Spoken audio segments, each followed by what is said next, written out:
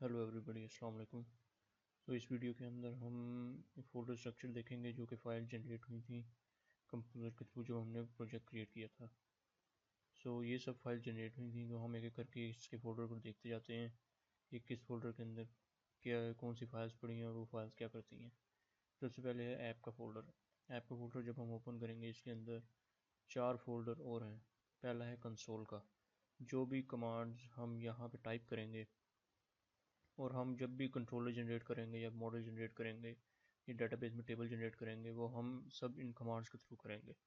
तो जो भी कमांड्स हम रन करेंगे वो सारी पड़ी होंगी इस फोल्डर के अंदर से रन होंगी।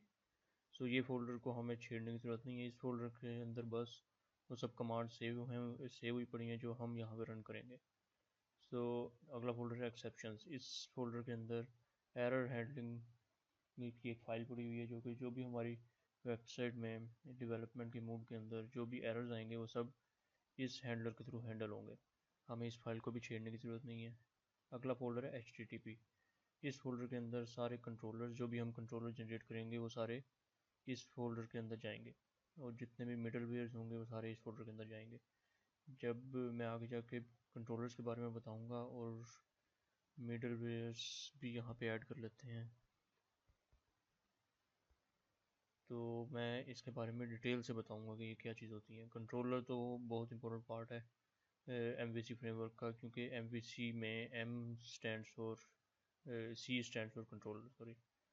तो हम कंट्रोलर जो है वो सब इस फोल्डर के अंदर जाते हैं और इसको ओपन करते हैं। इस फोल्डर के अंदर सब कंट्रोलर्स पड़े होते हैं और इस फोल्डर के अंदर सब मिडलवेयर होते हैं। और हम जब लारावेल फर्स्ट इंस्टॉल किया था तो ये सब मिडलवेयर पहले से इंस्टॉल हो जाते हैं, लेकिन हम खुद भी मिडलवेयर क्रिएट कर सकते हैं। और जब हम न्यू मिडलवेयर क्रिएट करते हैं तो उसको हम रजिस्टर करने के लिए इस kernel.php फाइल के अंदर रजिस्टर करते हैं।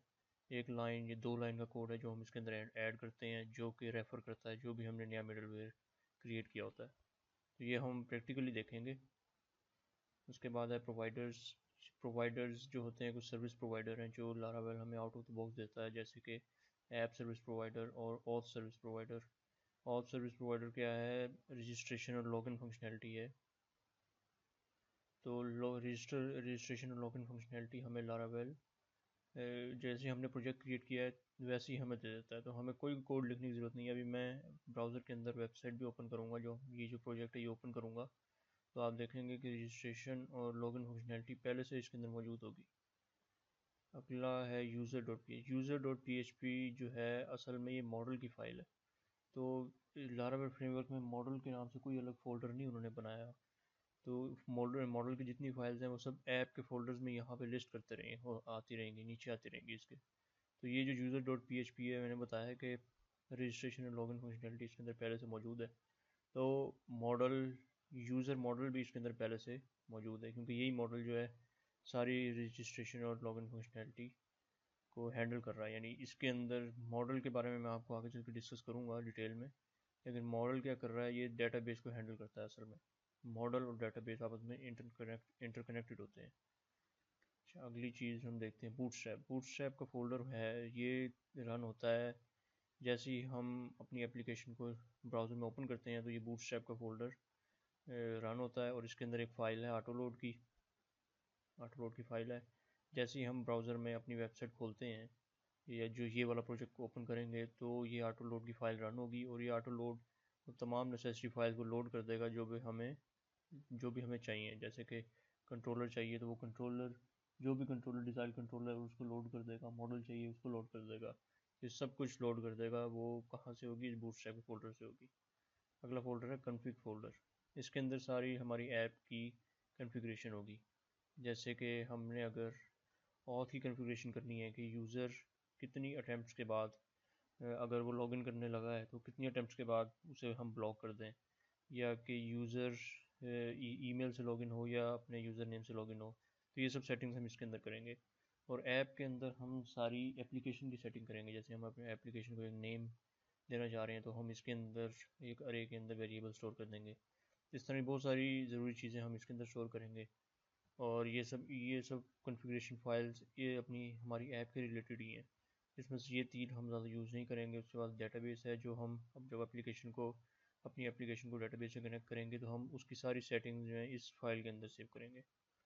फाइल सिस्टम जो भी यूज़र फाइल अपलोड करेगा हमारी वेबसाइट से जाके, वो उसके बारे में सारी सेटिंग इस फाइल के अंदर पड़ी हैं। जैसे कि हमने 2 MB से ज़्यादा फाइल अलाउ नहीं करनी यूज़र को, तो वो हम इसके अंदर डिफ़ाइन करेंगे।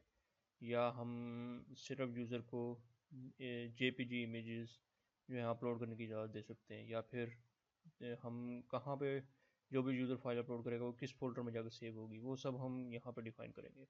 mail.php के अंदर हम जो मेल सेंड होंगी मेलेबल्स के थ्रू, जैसे मैंने यहाँ लिखा हुआ है ईमेलिंग थ्रू मेलेबल्स, तो जब मेल सेंड की जाए हम स्क्रिप्ट के थ्रू मेल सेंड करेंगे तो उसकी सारी सेटिंग्स वो इस फाइल के अंदर जाएंगी, इस फाइल के अंदर हम डिफ़ाइन करेंगे। उसके बाद सेशंस है और व्यूज़ हैं, ये सारी चीज़ें हम इतनी नहीं ओपन करेंगे क्योंकि इनका इतना प्रोफेशनल यूज़ भी नहीं है।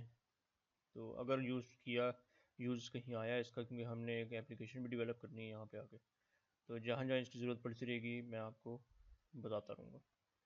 आगे डेटाबेस का फोल्डर है। डेटाबेस के फोल्डर के अंदर सारी माइग्रेशन स्टोर होती हैं और सीड्स स्टोर हुए होते हैं। माइग्रेशंस के बारे में मैं आपको अगली वीडियो में बताऊंगा डिटेल से, जहाँ पे हम मॉडल व्यू और कंट्रोलर को डिस्कस करेंगे। तो माइग्रेशंस थोड़ा सा आपको ओवरव्यू दे देता हूँ। माइग्रेशंस होती हैं कि हमने अगर कोई टेबल क्रिएट करना है तो हम बजाय इसके कि हम ब्राउज़र में जाके वो टेबल क्रिएट करें, जो जो भी ये भी वैलिड तरीका है, ये मैं आपको करके दिखाऊंगा, लेकिन हम माइग्रेशन के थ्रू करेंगे क्योंकि प्रोफेशनल तरीका यही है, माइग्रेशन के थ्रू करें। अगर हम कोई बिग एप्लीकेशन बना रहे हैं तो उसमें हम माइग्रेशन ही यूज़ करनी चाहिए। इससे क्या होगा कि अगर हमारी कोई एप्लीकेशन बहुत बड़ी है तो हम उसके लिए कोई टीम रखेंगे, तो अगर बहुत बड़ी टीम हमारी वेबसाइट के ऊपर काम कर रही है तो माइग्रेशन बहुत हैंडी हो जाती हैं। तो इसका मैं बेनिफिट्स आपको अगली वीडियो में बताऊंगा। उसके बाद आगे है पब्लिक फ़ोल्डर। जब भी कोई यूज़र हमारी वेबसाइट ब्राउज़र में ओपन करेगा तो वो असल में यहाँ से लोड होगी, इस फोल्डर से लोड होगी। तो बाय डिफ़ॉल्ट वो कौन सा पेज ओपन होगा, index.php से ओपन कर लेते हैं 1 मिनट। तो इसके अंदर देखें वो बूटस्ट्रैप के फोल्डर में से autoload.php को ही लोड कर रहा है असल में। तो जैसे ही यूज़र ब्राउज़र के अंदर हमारी वेबसाइट ओपन करते गए, ये वाली एप्लीकेशन ओपन करेगा तो सबसे पहले index.php चलेगी, और index.php इस बूटस्ट्रैप से सारी फाइल्स को लोड करेगी। असल में पब्लिक फोल्डर चलेगा हमेशा। CSS फाइल्स भी इसके अंदर स्टोर होंगी और JS फाइल्स भी। उसके बाद रिसोर्सेज, तो मॉडल्स और कंट्रोलर्स तो ऐप के फोल्डर के अंदर पड़े होते हैं, लेकिन जो व्यूज़ होते हैं वो रिसोर्सेज के फोल्डर के अंदर पड़े होते हैं। सारे व्यूज़ यहाँ आएंगे। सारी इमेजेस जैसे लोगो, बैनर्स, जो भी इमेजेस हम यूज़ करेंगे वो सारी इस फोल्डर के अंदर हमने रखनी है, और उसके बाद हम उसे इंक्लूड कराते रहेंगे जहाँ जहाँ हमें ज़रूरत पड़ेगी। उसके बाद अगर आपकी वेबसाइट मल्टी लैंग्वेज वेबसाइट है जिसमें बहुत सारी लैंग्वेजेस यूज़ हो रही हैं, तो यहाँ पे जैसे फिर बाय डिफ़ॉल्ट यहाँ पे सिर्फ इंग्लिश स्टोर है तो यहाँ फोल्डर क्रिएट करते जाएंगे जो सी लैंग्वेज हमने क्रिएट करनी है, और इस फोल्डर के अंदर उस लैंग्वेज की ट्रांसलेशन सारी स्टोर होगी। उसके आगे राउट्स जो है बहुत इंपॉर्टेंट फोल्डर है। लारावेल 5.3 से पहले राउट्स जो है ऐप के फोल्डर के अंदर ही होता था, लेकिन अभी इस चीज़ का एक सेपरेट फोल्डर बन गया है। इस फोल्डर को ओपन करें तो हमने सारे राउट्स डिफाइन करने हैं इस फाइल के अंदर, web.php। इन दो फाइल्स को हम यूज़ नहीं करेंगे। राउट्स होते क्या हैं? राउट्स होते हैं जब भी हम कोई URL ऊपर टाइप करते हैं, जैसे कि हमने यहाँ पे टाइप किया हुआ है packages.org/packages/laravel/laravel। तो ये packages/laravel/laravel ये हमारा एक राउट बना हुआ है। अब ये राउट एक हर URL का एक राउट होता है जो कि हम इस फाइल के अंदर डिफ़ाइन करते हैं, और फिर हम उसे ये भी बताते हैं कि अगर यूज़र ये एड्रेस URL के अंदर टाइप करेगा तो आपने कौन से कंट्रोलर के अंदर जाना है और कौन सा फंक्शन रन करना है। तो हर राउट जो है वो इस फाइल के अंदर ही डिफ़ाइन होता है और इसी फाइल के थ्रू रन होता है। उसके आगे आ जाए स्टोरेज फोल्डर के अंदर बाय डिफ़ॉल्ट जो भी यूज़र कोई भी फाइल अपलोड करता है हमारी वेबसाइट से, वो स्टोरेज फोल्डर के अंदर जाके सेव होती है। ये बाय डिफ़ॉल्ट लोकेशन है, लेकिन हम इसे चेंज भी कर सकते हैं। इसके अंदर सारे लॉग्स भी इसी के अंदर स्टोर होते हैं और सारे सेशंस भी इसी फोल्डर के अंदर, यहाँ पे सारी फाइल्स स्टोर होती हैं और सारे सेशंस यहाँ पे जाकर स्टोर होते हैं। जो कैशे टेम्प्रेरी स्टोरेज होती है वो भी यहाँ जाती है, और व्यूज़ की कैशे भी यहाँ पे जाती है, और लॉग्स सारे यहाँ पे जाते हैं। उसके बाद टेस्ट फोल्डर है, जब हम अपनी एप्लीकेशन कंप्लीट कर लेंगे उसके बाद इसे डिप्लॉयमेंट से पहले हम टेस्ट फोल्डर के अंदर जाके इसे टेस्ट करेंगे कि टेस्टिंग मोड पास कर रही है, तो उसके बाद हम इसे लाइव सर्वर पे अपलोड करेंगे। उसके बाद वेंडर फोल्डर है। वेंडर फोल्डर के अंदर सारे पैकेजेस इंस्टॉल डाउनलोड हुए होते हैं इंटरनेट से, जो से पैकेजेस की हमें इस एप्लीकेशन के अंदर ज़रूरत है, और वो पैकेजेस हम कंपोजर डॉट जेसन के अंदर डिफाइन करते हैं। ये एक जेसन फाइल है, इसके अंदर ये सारे पैकेजेस पड़े हुए हैं। तो ये बाय डिफ़ॉल्ट ही लिखे हुए हैं, हमें इसमें ऐड हम इसमें आगे जाए करेंगे, लेकिन फ़िलहाल हमें सिर्फ ये समझने की ज़रूरत है कि ये सब पैकेजेस डाउनलोड होके वेंडर फोल्डर के अंदर चले जाते हैं। अगर हमें कोई एक्स्ट्रा पैकेज की ज़रूरत है, जैसे कि हमने सोशल लॉगिन लगाना है अपनी वेबसाइट के अंदर, फेसबुक लॉगिन और गूगल प्लस लॉगिन, तो हमने सिर्फ यहाँ पे एक लाइन ऐड करनी है, लाइन ऑफ कोड ऐड करना है यहाँ पे। तो और उसके बाद हमें यहाँ पे आके कमांड रन करनी है, जो कि है कंपोजर अपडेट। वो क्या करेगा, जो भी इस फाइल के अंदर जो भी पैकेजेस ऐड हुए हैं, इस पुरानी फाइल में जो भी चेंजिंग हुई है, उस पैकेज को वो इंटरनेट से उठाएगा, डाउनलोड करेगा और वेंडर फोल्डर के अंदर जाके स्टोर कर लेगा। फिर हम उसे अपने कोड के अंदर यूज़ कर सकेंगे। उसके बाद आ जाएं ENB फाइल के अंदर। ENB फाइल भी बहुत इंपॉर्टेंट फाइल है, इसे ओपन कर लेते हैं। इस फाइल के अंदर ना डेटाबेस का सारा डिटेल्स सेव होती है, और जो इंपॉर्टेंट चीज़ें हैं मैं आपको उसके बारे में बता रहा हूँ, और ईमेल की सेटिंग सारी स्टोर होती है। ईमेल की सेटिंग और डेटाबेस की सेटिंग। अब हम पहले ना अपनी वेबसाइट को डेटाबेस से कनेक्ट करते हैं। टाइम 1 मिनट में देख लूँ, 11 मिनट है। चलें, अब हमने जैम्प के अंदर जब PHP माई एडमिन को स्टार्ट किया हुआ है, तो हमने क्या करना है, यहाँ पे आके लिखना है लोकल होस्ट स्लैश PHP माई एडमिन और एंटर कर देना है।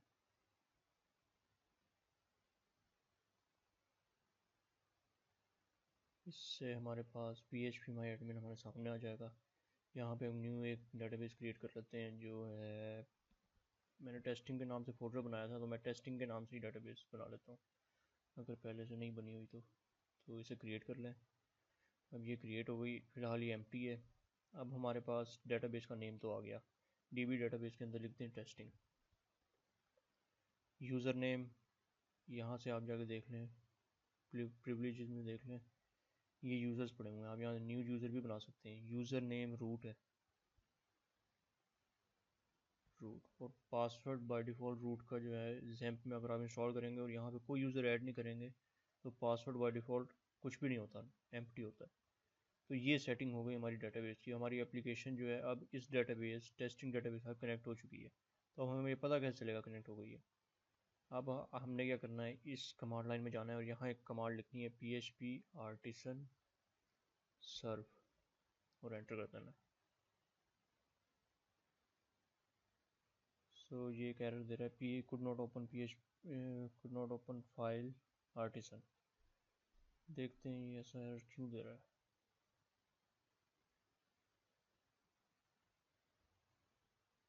और रन करते हैं। अच्छा, हाँ, ये एरर इसलिए दे रहा है क्योंकि हम बैठे हैं फोल्डर लारावेल फोल्डर के अंदर। एक्चुअली हमारा प्रोजेक्ट पड़ा है लारावेल के अंदर टेस्टिंग फोल्डर के अंदर, तो हमने पहले उसके अंदर जाना है, CD टेस्टिंग, और फिर क्योंकि देखें आर्टिसन की फ़ाइल यहाँ पे पड़ी हुई है टेस्टिंग फोल्डर के अंदर, तो हमने इसे ऐसे चलाना है, PHP आर्टिसन सर्व। अब इसे एंटर करेंगे तो ये सर्वर स्टार्ट कर देगा।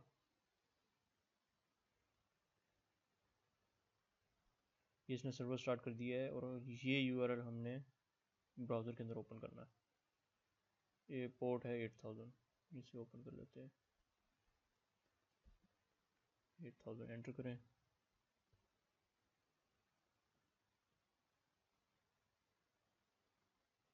तो हमारे पास ये लारावेल फ्रेमवर्क इंस्टॉल हो चुका है सक्सेसफुली। और ये कहाँ से लोड हो रहा है, होम पेज, ये इसी फोल्डर से लोड हो, इसी हमारे प्रोजेक्ट से लोड हो रहा है। अगर हमने देखना है कि ये हमारी इसी फोल्डर से लोड हो रहा है, कहीं और से तो नहीं आ रहा, तो आप जाएं व्यू, वेलकम व्यू, नीचे आ जाएं, यहाँ लारावेल 123 ऐड कर लें। इसे रिफ़्रेश करेंगे तो ये वेलकम व्यू है, तो ये यहाँ पे चेंजिंग हो जाएगी। तो ये है फोल्डर स्ट्रक्चर। इसके बाद एक चीज़ रह गई है जो कि है गल्प। ये गल्प भी एक बहुत ज़बरदस्त फीचर है लारावेल का, ये मैं आपको यूज़ करके दिखाऊंगा और ये बड़ा इंटरेस्टिंग फीचर है। So see you in the next video, good bye.